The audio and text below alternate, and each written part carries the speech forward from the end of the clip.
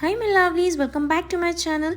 आज मैं आप लोगों के साथ शेयर करूंगी माय अपडेटेड और करंट हेयर केयर रूटीन, जिस वजह से मेरे hair long, healthy and shiny रहते हैं, इनफैक्ट स्ट्रॉन्ग रहते हैं एंड जो हेयर ग्रोथ है वो डबल फास्ट हो जाती है अगर आप लोग hair care routine every week follow करते रहो। सो फर्स्ट थिंग मैं यूज़ करती हूँ हेयर ऑयल। यहाँ पर मैं यूज़ कर रही हूँ निम्बार्का का onion and neem hair oil. ये मेरे हेयर के लिए इतना अच्छा है, मेरे हेयर फॉल को एंड डैंड्रफ को कंट्रोल करने में हेल्प कर रहा है, मेरे हेयर को नरिशमेंट प्रोवाइड कर रहा है, हेयर ग्रोथ को फास्ट कर रहा है।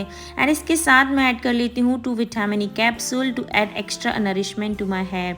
एंड जो ये निम्बार्का का अनियन हेयर ऑयल रेंज है ये बहुत ही अच्छी है। अगर आप इसको ओवरनाइट लगाओगे तो भी बढ़िया है, अगर आप लोग 2 to 3 आवर्स के लिए इसको मॉर्निंग में लगा के एंड देन वॉश करोगे हेयर को शैम्पू एंड कंडीशनर से तो भी आपके हेयर हेल्दी रहेंगे, स्ट्रॉन्ग रहेंगे। बट आप लोग को हेयर ऑयल डेफिनेटली करना है। हेयर ऑयल को बिल्कुल भी स्किप मत करिए कि कोई भी सीजन हो आप लोगों को हमेशा यूज़ करते रहना चाहिए हेयर ऑयल। एंड मैं प्रेफर करूँगी कि एटलीस्ट वीक में 2 टाइम्स हेयर ऑयल करना बहुत ही अच्छा होता है। आप लोग को हेयर ऑयल बहुत सारा भी नहीं करना है, लाइक अपने हेयर को ड्रेंच नहीं करना है हेयर ऑयल से, बट आप लोग को थोड़ा थोड़ा अमाउंट करके अपने हेयर रूट्स में अप्लाई करना चाहिए। एंड जितना भी आपके हेयर को नीड है उतना ही यूज़ करिए एंड देन अपनी hair length and hair ends में अप्लाई करिए, जिससे आपको स्प्लिट एंड्स की प्रॉब्लम नहीं हो, आपके हेयर ड्राई फ्रीजी नहीं होंगे। एंड जो ये निम्बार्का का हेयर ऑयल है ये मेरे हेयर में शाइन ऐड करता है, हेयर को मॉइस्चराइज करता है। इसमें अमेजिंग इंग्रेडिएंट है जैसे कि 100% onion extract and Neem extract, जो हमारे दो हेयर के लिए बहुत ही अच्छे होते हैं। दोनों ही इंग्रेडिएंट मैजिक की तरह वर्क करते हैं हेयर को स्ट्रॉन्ग करने में, इनको हेयर ग्रोथ को प्रोमोट करने में, नरिशमेंट प्रोवाइड करने में एंड जो भी आपकी हेयर प्रॉब्लम्स है जैसे कि हेयर फॉल एंड डैंड्रफ उसको भी रिड्यूस करने में। सो आप लोग इसको अप्लाई करिए, अपने हेयर रूट से स्टार्ट करिए, दो पार्टीशन में डिवाइड करिए अपनी हेयर को एंड इस तरीके से आपको मिडिल में सबसे ज़्यादा फोकस करना है बिकॉज वहीं से हमारी हेयर ग्रोथ सबसे ज़्यादा होती है। सो मैं फोकस करती हूँ एंड अच्छे से मसाज करती हूँ। अपने हेयर को स्टीम भी दे सकते हो एंड आप लोग स्टीमर यूज़ कर सकते हो, नहीं तो आप अपना कोई भी वार्म टाल लीजिए, उसको अपने हेयर में अच्छे से रैप कर लीजिए, जिससे जितनी भी आपकी हेयर स्ट्रैंड्स हैं वो हेयर ऑयल को जल्दी से एब्जॉर्ब करेंगे एंड आपको ज़्यादा नरिशमेंट मिलेगा, मॉइस्चराइजेशन मिलेगा आपके हेयर को। इससे आपके hair silky, straight and shiny रहेंगे। 10 मिनट तक स्टीमिंग दे सकते हो अपने हेयर को। And then my next step is scalp exfoliator. यहाँ पर मैं यूज़ कर रही हूँ 2 tablespoon of powder sugar and 1 tablespoon of coffee powder. दोनों को मिक्स कर लिया मैंने।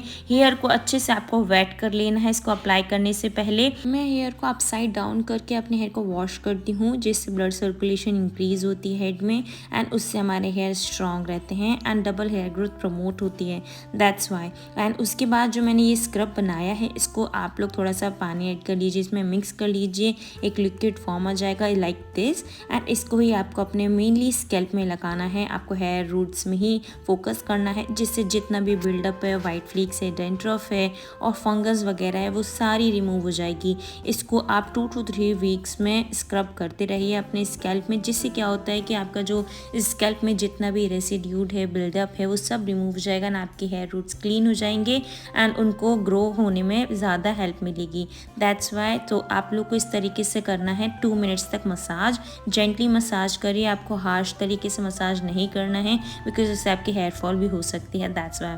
सो आप लोग अपने हेयर को थोड़ा सा वेट करने के बाद इस स्क्रब को यूज़ करिए एंड जेंटली मसाज करने के बाद आप लोग शैम्पू यूज़ करिए। तो मैं अपने हेयर को अभी वॉश नहीं करूँगी।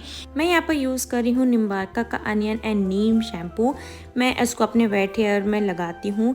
इसको सबसे पहले तो आप वाटर में डाइल्यूट कर लीजिए एक मग में एंड देन उसको अप्लाई करिए। डायरेक्टली आप लोग को कोई भी शैम्पू अपने स्कैल्प में अप्लाई नहीं करना है, उससे ज़्यादा केमिकल्स आपके हेयर में जाएंगे, दैट्स वाई। इस तरीके से करोगे तो ये करेक्ट वे में आप अपने हेयर शैम्पू को अपने हेयर में अप्लाई करोगे एंड इसको आप लोग 30 सेकेंड्स तक मसाज करिए। स्कैल्प में मेनली फोकस करना है।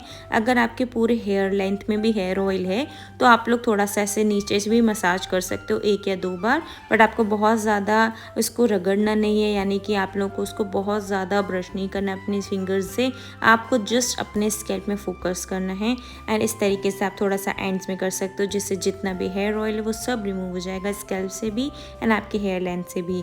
एंड इसको 30 सेकेंड्स तक मसाज करने के बाद आप इसको वॉश कर लीजिए विथ नॉर्मल वाटर। तो यहाँ पर मैंने जो स्क्रब लगाया हुआ था वो उसको वॉश नहीं किया था। मैंने स्क्रब लगाने के बाद तुरंत शैम्पू करा था एंड शैम्पू के साथ ही वो स्क्रब को और अच्छे से इसको मसाज कर लिया था एंड देन मैं अपने हेयर को अच्छे से वॉश कर लेती हूँ। तो आप लोग ल्यूकवार्म वाटर यूज़ कर सकते हो, नहीं तो नॉर्मल वाटर, ज़्यादा कोल्ड वाटर भी यूज़ करना अच्छा नहीं होता है। तो आप लोग को normal water, warm water, lukewarm water से आप लोग हेयर को वॉश कर लेना है। आप लोगों को कोल्ड वाटर तब यूज़ करना चाहिए जब आपका एक लास्ट वॉश हो रहा होता है, जैसे कि कंडीशनर के बाद, तब आप कोल्ड वाटर यूज़ करो। एंड नाउ मैं यूज़ कर रही हूँ यहाँ पर निम्बार्का का अनियन एंड नीम कंडीशनर। ये भी बहुत अच्छा है, इन सारे प्रोडक्ट्स की बहुत ही अच्छी फ्रेग्रेंस है, मेरे को बहुत ही अच्छी लगी। आप लोग डेफिनेटली यूज़ कर सकते हो। बहुत ज़्यादा हमारे हेयर में जो अगर हेयर फॉल हो रही है, डेंड्रफ हो रही है, उसको कंट्रोल करने में हेल्प करते हैं। ऑल्सो आपके हेयर को नरिशमेंट प्रोवाइड करेंगे, हेयर को मॉइस्चराइज करेंगे। अगर आपकी हेयर ग्रोथ रुक गई एक पॉइंट पर, उसको भी प्रमोट करने में हेल्प करेंगे। और अगर आपके हेयर ग्रे हो रहे हैं तो उसको भी रिड्यूस करेंगे इसमें, बिकॉज इसमें 100% अनियन एक्सट्रैक्ट है एंड नीम एक्सट्रैक्ट है। दोनों ही इंग्रेडिएंट मैजिकल इंग्रेडिएंट हैं जो हमारे हेयर को हेल्दी बनाते हैं, स्ट्रॉन्ग बनाते हैं एंड हमारे हेयर में शाइन भी ऐड करते हैं। नाउ आफ्टर कंडीशनर में इसको 5 मिनट्स तक रखने के बाद मैंने अपने हेयर को अच्छे से वॉश कर लिया है। अब मैं यहाँ पे यूज़ कर रही हूँ दिस माइक्रोफाइबर टाल। इसको आप अमेज़ोन से परचेज़ कर सकते हो, आप लोग को ऑनलाइन भी मिल जाएगी एंड नहीं तो लोकल स्टोर पे भी आप चेक कर सकते हो।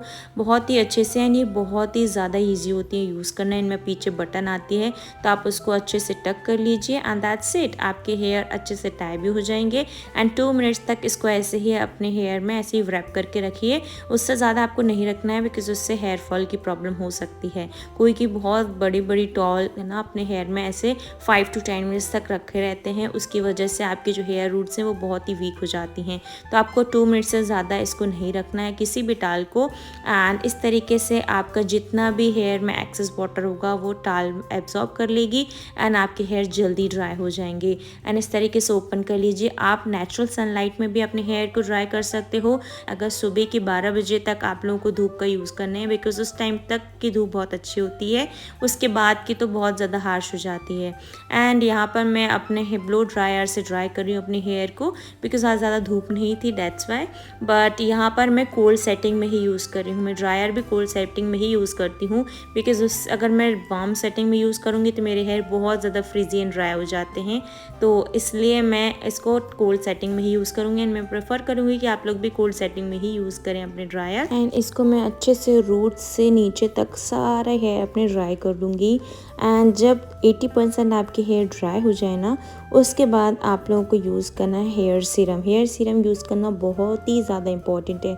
मैं पहले यूज़ नहीं करती थी, मेरे जब भी मैं कोम करती थी अपने हेयर को बहुत ज़्यादा हेयर फॉल हो जाती थी एंड मैं सोचती थी कि क्यों हो रही है, बिकॉज़ हमारे हेयर में एक वो जो रहता है ना सिलिकॉन बेस हो जाता है जो हमारे सीरम में रहता है, उसकी वजह से जो हमारी कोम है वो जल्दी से स्लाइड हो जाती है एंड हमारे हेयर है डिटेंगल हो जाते हैं ईजिली विदाउट एनी ब्रेकेज और हेयर फॉल।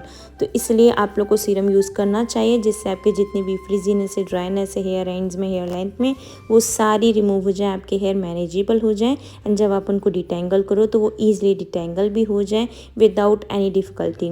सो अब मैं यहाँ पर यूज़ कर रही हूँ अपनी वुडन कोम। ये मेरी डिटेंगल वाली कोम है, जो वाइट टूथ कोम होती है ना, उससे ही आपको डिटेंगल करना है अपने हेयर लेंथ को।